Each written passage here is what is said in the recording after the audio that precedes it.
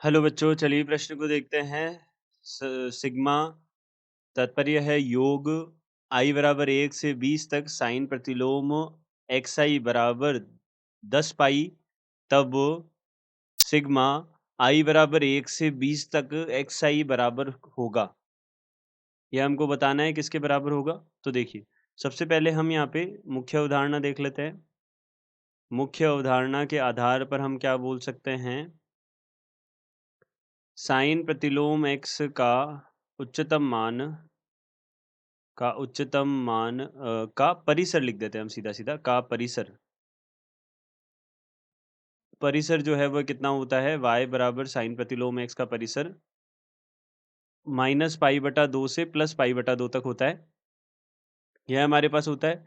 तो यहाँ पे हमने क्या किया, देखिए सिग्मा यहाँ पे हमारे पास i बराबर 1 से 20 तक है। साइन प्रतिलोम x i बराबर 10 पाई है। तो हम यहाँ से क्या बोल सकते हैं, साइन प्रतिलोम सबसे पहले x का मान 1 रखा, तो साइन प्रतिलोम x1, साइन प्रतिलोम x2, इस प्रकार से हमने साइन प्रतिलोम x 20 तक देख लिया। अब इसको हमने देखा तो ये किसके बराबर हो जाएगा, देखिए यहाँ पे 10 पाई है, तो 10 पाई है तो हम इसको इस प्रकार से लिख सकते हैं, 20 गुणा π/2 लिख सकते हैं, तो यानी कि 20 बार π/2 है। अब हमको पता है साइन प्रतिलोम x का अधिकतम मान होता है हमारे पास π/2। तो अगर इसका अधिकतम मान हमारे पास π/2 है, तो यहाँ पे भी तो हमारे पास में π/2 20 बार है। तो यह जो सारे हमारे पास में साइन प्रतिलोम x1, साइन प्रतिलोम x2, साइन प्रतिलोम x20, यह सारे के सारे π/2 होने ही होंगे। क्योंकि अगर ये π/2 नहीं हुए तो इनका सबका योग क्या नहीं हो सकता, 10 पाई कभी नहीं हो पाएगा।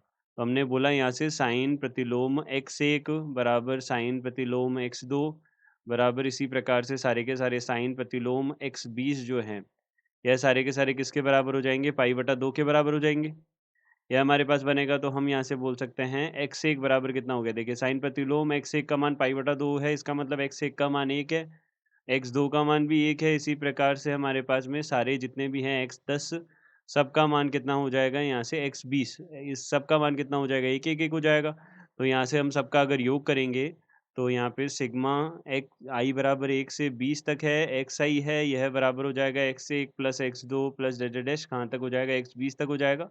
इसका मान कितना हो जाएगा हमारे पास में, 1 कितनी बार आ जाएगा, 20 बार, तो इसका मान हो जाएगा 20। तो हम यहाँ से बोल सकते हैं प्रथम विकल्प सत्य होगा। तो दिए गए प्रश्न का सही विकल्प ए है। आशा करते हैं आपको समझ आया होगा। धन्यवाद।